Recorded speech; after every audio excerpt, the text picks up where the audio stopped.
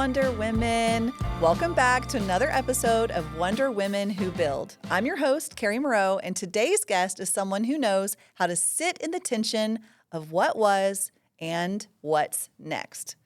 This week's episode is for the woman who's standing on the edge, toes over the line, knowing deep down that she's ready to leap, but still unsure of what's waiting on the other side.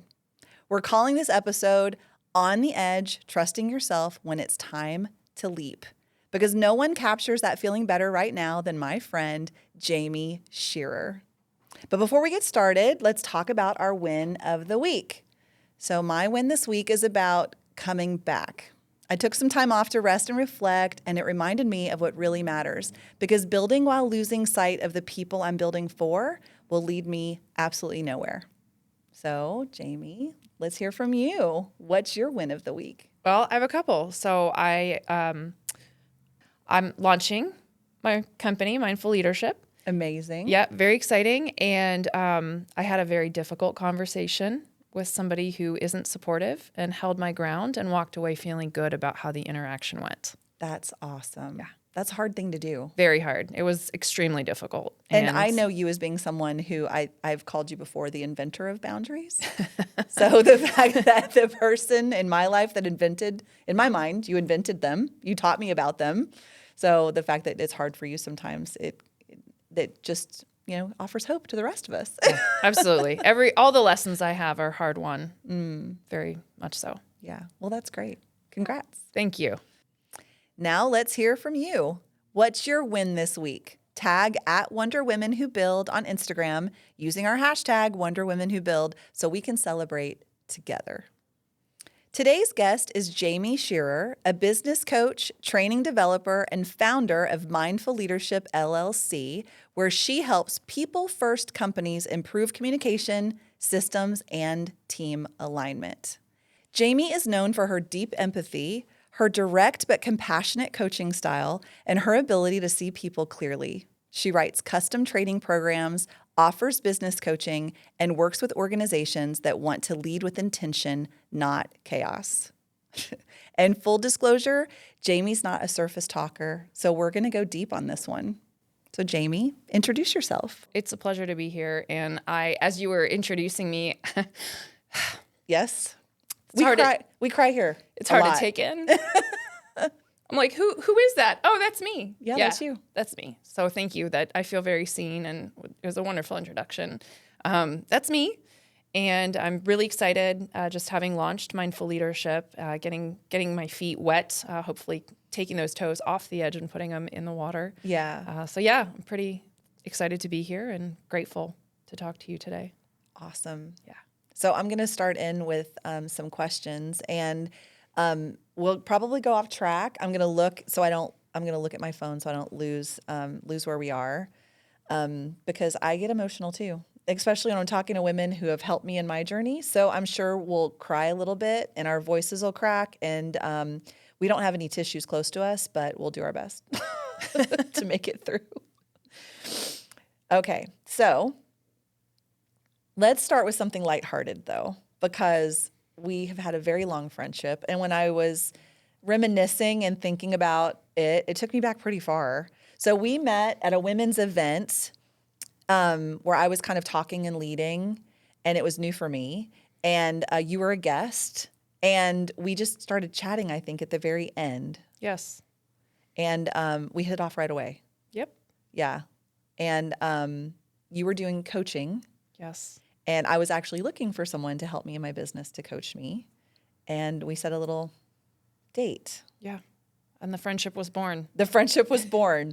I remember one of the things I learned from you in that very first meeting was that it's to me now is so obvious, but at the time it was really like kind of not earth shattering, but that's the words that are coming to mind. It was earth shattering for me, like little like light bulb moment. Is I was describing how difficult it was for me to get to see clients and do all these different things in my schedule. And you were like, okay, so just zoom back on your schedule and think geographically. And I was like, oh my gosh, you're a freaking genius. I don't know.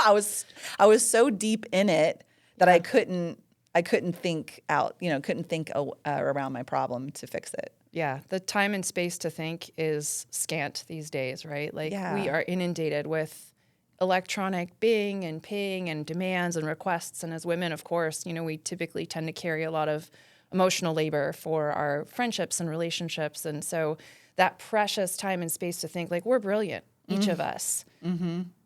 And if we don't have that, we just kind of go on autopilot and we're doing the next thing and the next thing and the next thing without really thinking about, how do I do this? How can I approach this effectively and efficiently? And typically clients are able to really solve their own problems most of the time. They're just lacking that sort of space to really step back and evaluate what matters to them and how can they do this in a way that's more aligned with who they are. Yeah.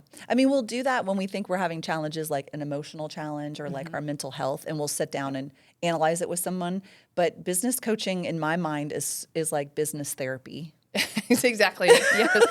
Funny story. I went back to school at one time to get a master's degree to be a therapist. And as I sat through semester one, I realized I don't think this is right for me.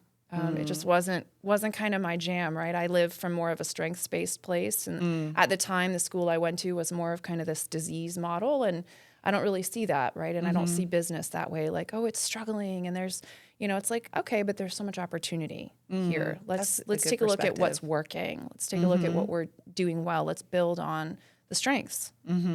And those listening skills in that coaching aspect is so similar to a therapist, and the responses and leading people to their own answer. And let me make a distinction before my coaching friends of course jump in and make it for us. These are just my thoughts. Yeah, totally. So I do want to clarify, a lot of people may not know this.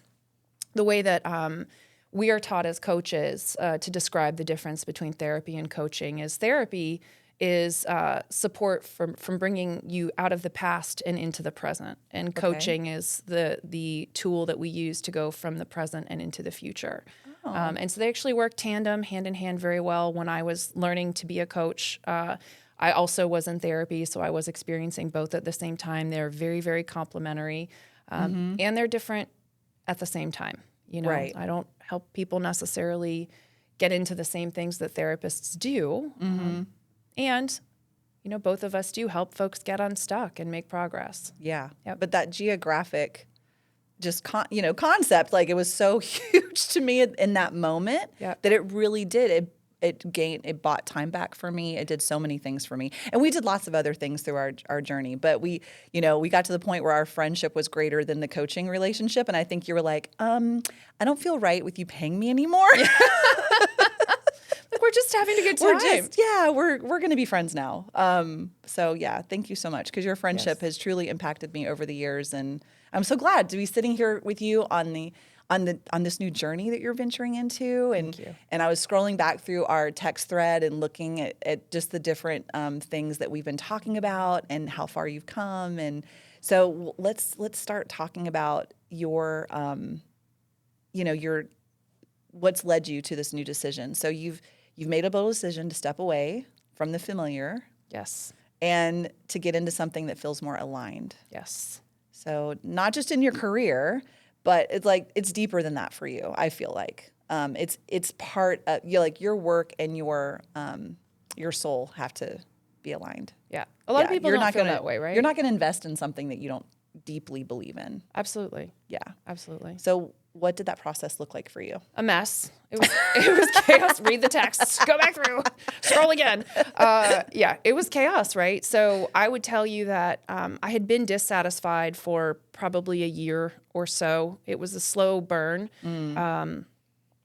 And dissatisfied where you were currently in the role that I was in, was dissatisfied and started thinking about what's going to come next and what does this look like. And wasn't a sense of urgency per se, just knew that things weren't working. And so I did what I usually do, and I called a coach to guide me through a process and work through what I was really experiencing and feeling. A lot of times I wonder, is this just me? Is it something inside of me that I need to look at that's creating this disturbance? Or is it really something else that I'm getting information from that I need to consider? So I followed that journey and the breadcrumbs to finally, after just a couple of experiences in the role that I was in, realizing that it's just not aligned anymore. And it's time for me to make some different choices. And I never, in the last several years, thought to myself, I'm going to start my own business. I'm going to do this myself. I just thought, okay, I'll get another job and, find a different company and it'll all be great. It's going to be great. And I have a coworker who is bold and outspoken and is probably she's younger, right? But she's the grown-up me. And she just kept mirroring what being brave looked like. And I'd see it and I'm like, she's right. She's right. I owe her a debt of gratitude, but anyway, she just inspired me. She so strongly believed in herself that I was like, what is going on here? I think there was a gap. And so getting me really here was doing that reflection of like, what if I believed in myself? And then I worked with a second coach and she challenged me in a number of ways. And at that point I said, if I was really honest with you, and I like slammed my hand on the counter. We're on a Zoom call, the screen's in front of me and I'm looking at her and I'm like, if I was really honest with you, slam my left hand down on the counter and I'm like, I would have my own business. And it left my mouth and I'm like, I can't turn back now. I heard it. I heard myself, right? And at that point I'm like,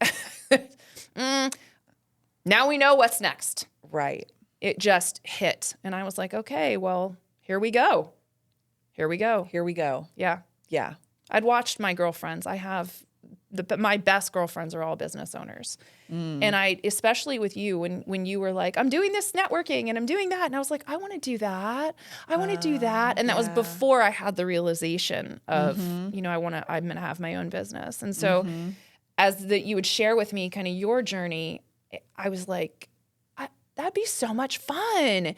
And historically, work has been like, it's a drag. And like, who wants to do that? Nobody wants to work with a drag, but I enjoy work. I'm not, a person who doesn't want to. I just want to have fun while I do it. And so also I started paying attention to the clues. Like, this is fun. This looks fun. This seems fun. And everything that seemed like a good time was like, I'm going to just have my own business. So anyway, at that point, when I was talking to that coach, I was like, that's it. I want my own business. But getting to the place where you were able to actually hear yourself so loudly, I mean, there was no turning back at that point. No, I had dismissed myself for years, right? The journey of trusting yourself isn't born because you suddenly do. It's because you don't for a long time and did I cause a lot of pain in my life because I didn't. Wow. So once I heard it, I was like, I can't not act on that. Right. Yeah.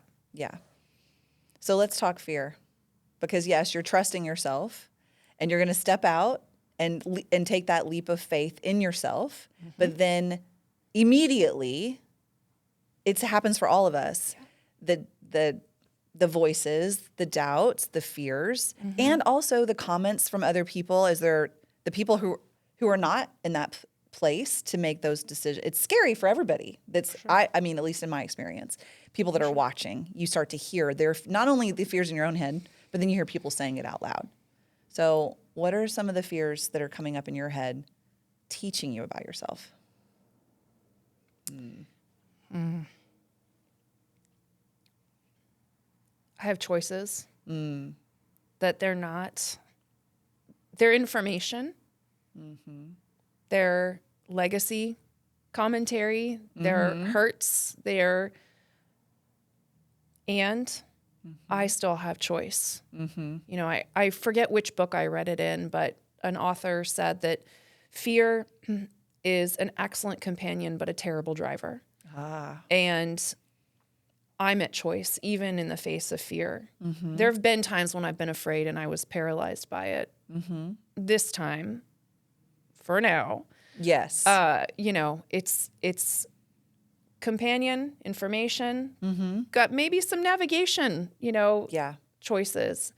And I'm still at choice. It's still me who gets to say, you know what? Yeah, I'm going to listen to that fear. And it's still me who gets to say, I hear you. I see you. I understand you. You make a lot of sense to me.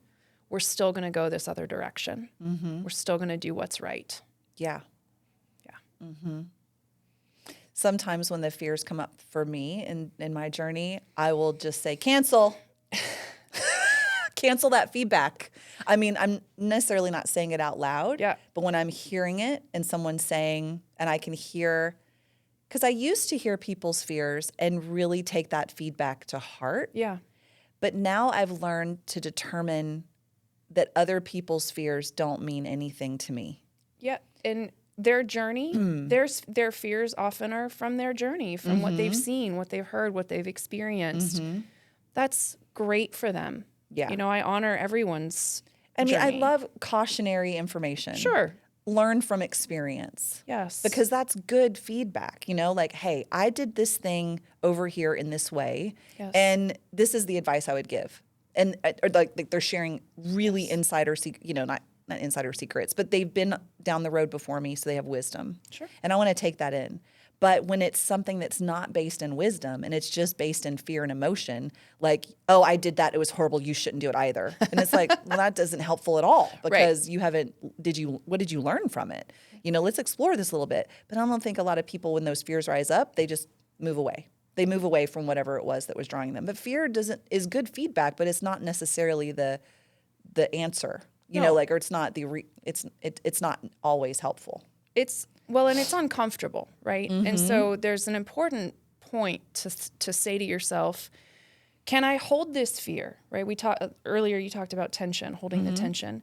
Can I hold this fear and honor it? And either I feel it too, and that's why I'm experiencing my reaction when somebody says something. And what in that place, if I were to take my hands and put them in front of me and put them together and hold them like I was maybe trying to scoop water out of the ocean, and I just hold my hands loosely and do the same with that fear, it gives the fear an opportunity to breathe, right? You just let it inform, and then make a decision. And I think that's the kicker, is it's so uncomfortable to hold your hands with the water there for a period of time that's unknown. You don't know how it's going to transform and what it's going to say. But if we jump too quickly to get comfortable, then we miss the opportunity to learn something from our own fears or from someone else's fears. We may sit in the discomfort of fear and realize, oh, they're telling me that as I reflect on their story because they've had this experience. That's interesting. Can I ask a question? You know, can I go deeper with them? Instead of reacting to the fear and my discomfort that I feel in my body, things are constricting, my breathing is shallower, my focus starts to narrow, and I'm like, my thoughts maybe are racing. Or for some people with fear, their thoughts stop, but that's another story. You know, and it's just like, can I instead hold that and slow down just a little longer to figure out what's really here? And find the courage. Yeah. Because it's a lot to stay uncomfortable in your body. It's a lot to be tense. You know, we seek that. We want to be, We do. And then we repeat the same thing again. And we go after the same. It's constantly a feeling, right? It's either sensory or emotional. Kind of the same thing. But anyway. Yeah. So you've done a lot of personal work. I mean, we've talked about therapy. You've also, you know, been a student of studying trauma and how it shows up in people's lives and bodies. But you really have a deep understanding in people. So how has that inner work shaped the way you lead? And also, how's it serving you right now as you start something new?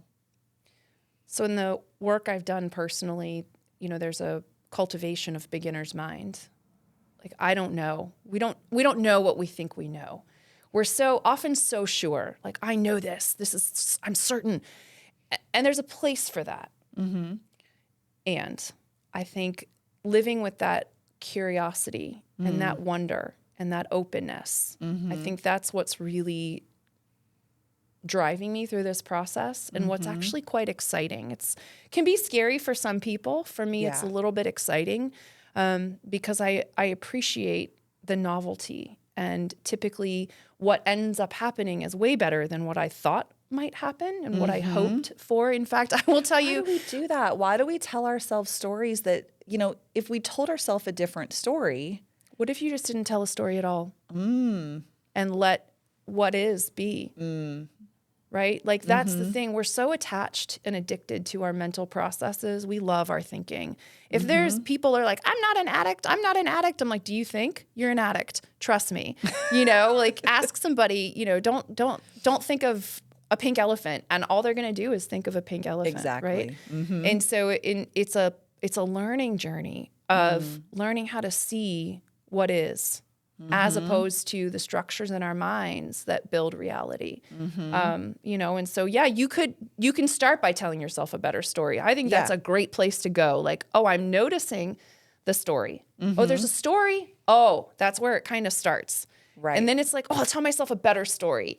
And it's like, great, next thing. What if you just quit telling stories? And like that level of being open to the universe or God or whatever it is that you might choose to call it, all are welcome here, is like, it's hard. It's hard. That just like, I don't need a story for this. You've challenged me. Because I like to tell myself stories. I love it. I mean, you tell good stories though. I do. I love to tell stories. You do, they're stories good. Entertain me. I love to look back at memories and tell stories. I'm not necessarily, the stories I tell myself about the future are the truth about who I believe I am and what I'm able to accomplish. Yep. Yeah. Because I've listened to other stories about myself, and I listen to people tell stories about me that aren't true. Yeah. So that's what I like to do. I got to tell you, one of the most frustrating experiences I ever had was when somebody was relating to their story about me in their head and not to me as a person. And I said to them, I will never be able to compete with your version of me, and you will never see me unless you're willing to let that go. Yeah. So my stories are the stories I'm telling myself. Yeah. I'm not making up stories about other people. Yeah. Let's be clear. Nonetheless. Nonetheless. Yeah, I like that though. So I'm looking here at my questions to make sure, because I just looking in your face and thinking of all the things I want to ask you. But so what are you doing right now to stay aligned? What are some of the practices that you're putting in that have been serving you up to this point, of course, but what are some practices that you're, walk us through those practices that keep you grounded? There's a handful of them. So a couple of things I think that are really important is sleep. It's hip actually right now to sleep. It's really good. Everybody's like, I have to go to bed. I'm like, this trend could not have come at a better time. So sleep for sure. Cause if I don't sleep, I'm just not right. I feel like I'm like a jigsaw puzzle that's kind of fragmented and everywhere. So I'm very mindful of my sleep and ensuring that's protected. To go along with that, I get outside. And these things seem very like analog and ridiculous, and it is actually this simple for me. And so I like to get outside, make sure that I'm in nature because I enjoy nature. I find it beautiful. I like to put my feet in grass and touch trees and do all kinds of woo-woo shit that people think is crazy, and that's fine. I highly recommend it. There's science behind it. Right. Which we're not going to nerd out on. We could, there's but we're not science going behind to. it. Yeah, absolutely.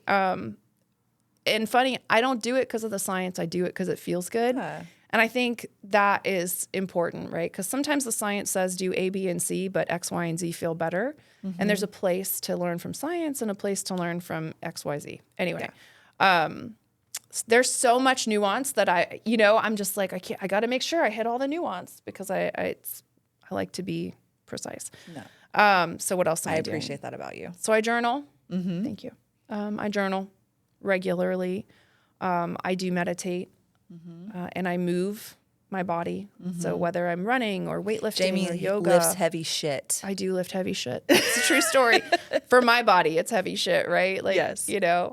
Yeah. I'm a toddler compared to some of the women in the gym, but that's all right. Yeah, and I think your LinkedIn says planning to be... Oh, I'm training for my 80s. That's what it is, training for my 80s. That shit is hard. Have you looked at 80-year-olds lately? I know, and it's real sad if they're not lifting heavy shit now. Yes. In their 50s. Yes. Or you're not quite there Bitch, yet. don't but make me 50. I'm sorry, she just had a birthday. Don't make me She's on the 50. cusp. Her toes are also on the edge of 50. Yeah. But don't worry, I'm going before you. I'm paving the way. Thank you. Thank Hopefully you. it'll Pioneer. go a little smoother when you get there. So who are the people in your life that are showing up for you during this transition?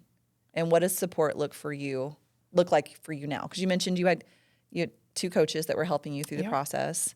But talk to me about some of the other people that are in your inner circle. Well, let's talk about women, right? Because I have a great husband, and I could say a number of wonderful things about him. He's always supportive and thinks like, I'm behind you. You can do anything. So there are a lot of women who maybe don't have that. So let's talk about women instead. Okay. And so what an amazing community of women surrounding me.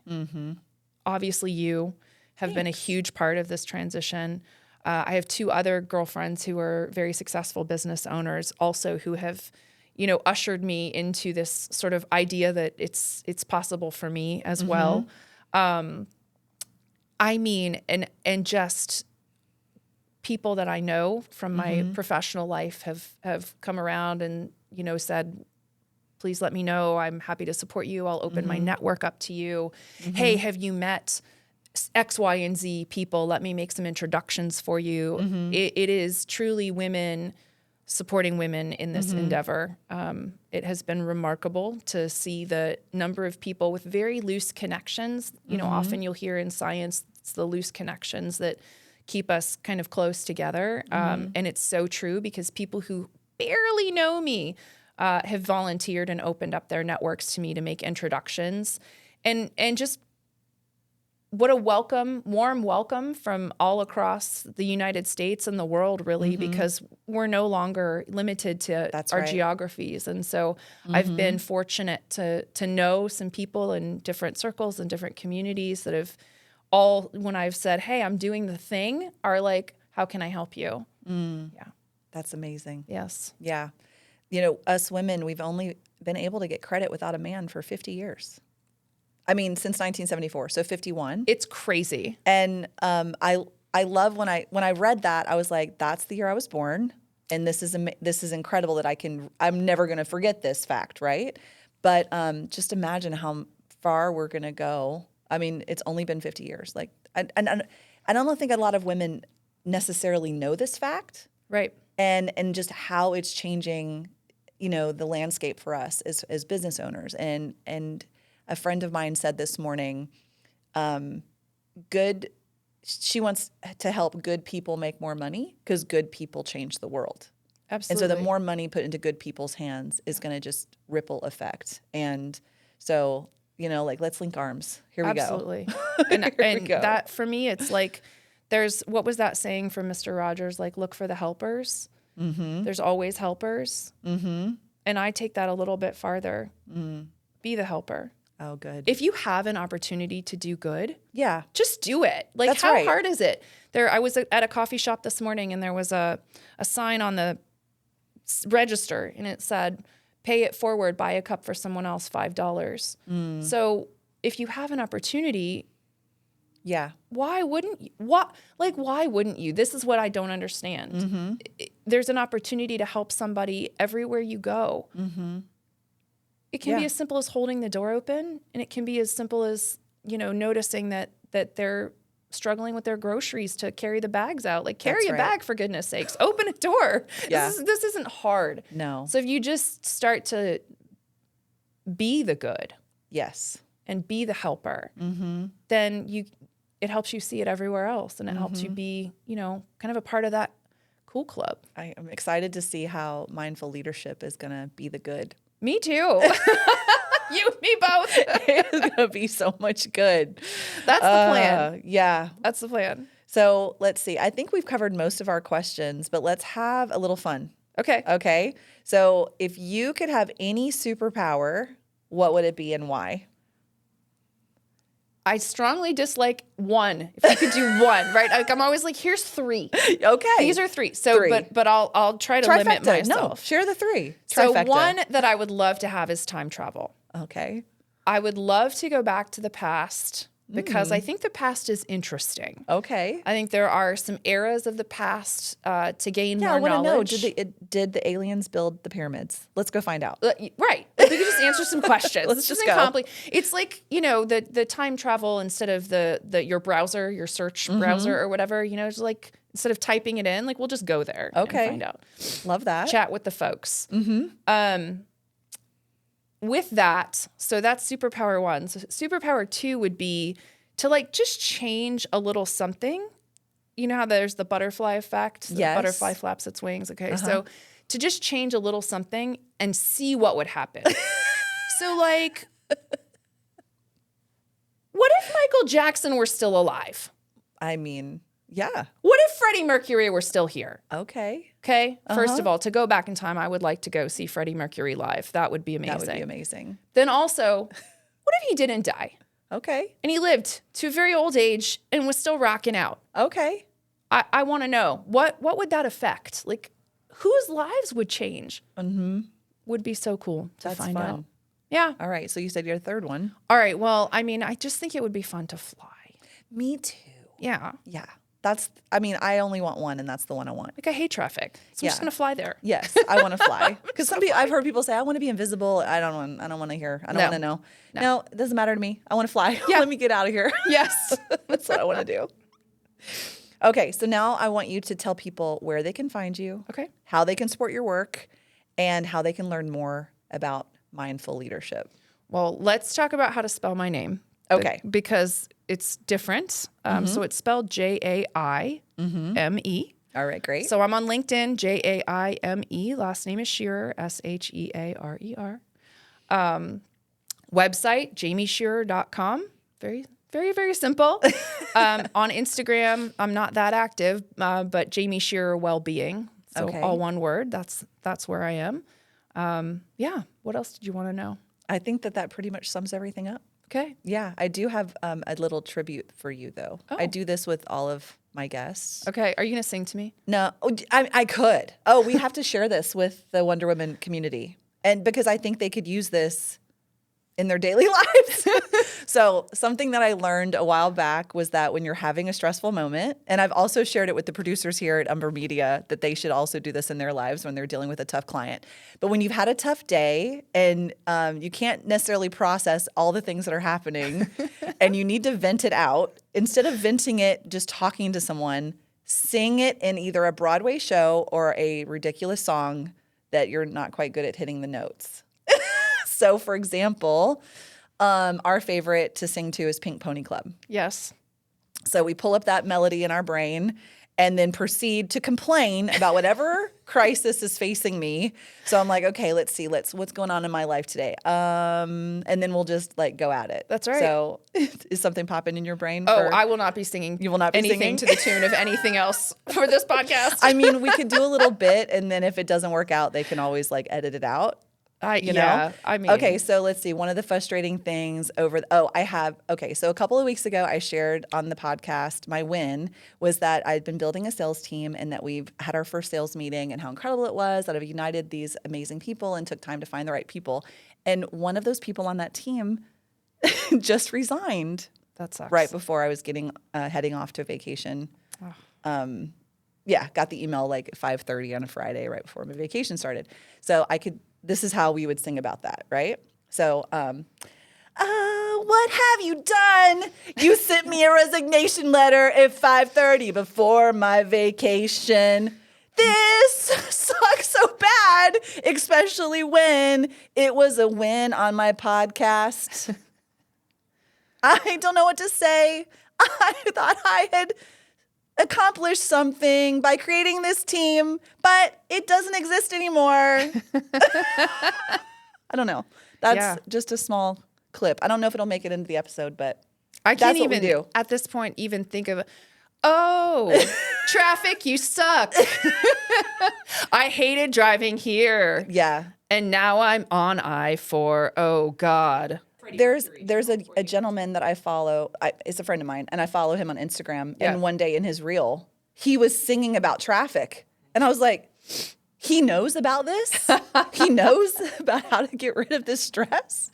So I had to message him and be like, dude, I do that all the time. I'm still trying to think of like this meeting that I was in that was about the dress code. I'm like, I'm 50 years old and I'm listening to you talk about a dress code. Who's this? You were in a meeting and they told you what you Why am I in this meeting? There you This go. is the dumbest shit I've ever heard right now. Oh, shut the hell up with your bullshit about my t-shirt that I didn't wear. Why am I sitting in this boring meeting now? It could have been an email. Just tell the person directly. Why are you telling me my shirts are fine? All right. That actually happened. Why? I don't need to know about this idiot's t-shirt. You have a problem with person A, tell person A. Why are you telling the rest of us? Person A is not even in the room. Person A never gets the message. The rest of us have to sit through. It feels so good to sing about it. Oh, I love it. It feels so good. Next time I'm going to channel Queen. I'll get Freddie Mercury channeled for you one time. I got really excited about those songs, so my heart rate's up. You ready? I don't know. You don't know. We're going to find out. Yeah. So, to our community, I just want to let you guys all know that I've known Jaime for a long time, and I need to share that she's the one who cheers the loudest and tells the truth the clearest. She's the kind of friend who adds a fierce hell yes, but it usually starts with the F word, when you stand up for yourself or try something bold. She's the one who sees people, really sees them. She's made me feel seen over and over again in business and leadership and in life. And she's the one who knows too much, but will take it all to the grave. And that's exactly the kind of woman you want in your corner. Thank you so much for being here today. Yeah. That's what we do here. We talk about the things that most people don't talk about as we build and as we live our journeys and as we meet our people and as we navigate through. But I know that I wouldn't be sitting here today and doing the things that I'm doing unless I had you telling me, hell yes. So I'm so excited that you're starting Mindful Leadership, jumping in and going to take that love to the rest of the world. So if you're listening, please go find Jaime on LinkedIn and tell her how much you enjoyed this episode. Oh, thanks, Carrie. It's a pleasure to be here. Yes, it's awesome. All right, Wonder Woman, don't forget, share your win of the week on Instagram and tag at Wonder Women Who Build using our hashtag, which is the same, Wonder Women Who Build. We want to cheer you on. Thanks for joining me and Jaime for this raw, honest, and inspiring episode. If this episode spoke to you, share it with another woman who's towing the edge of her next chapter. Leave a review, subscribe, and stay bold, Wonder Women. Until next time, keep building boldly and leading with heart.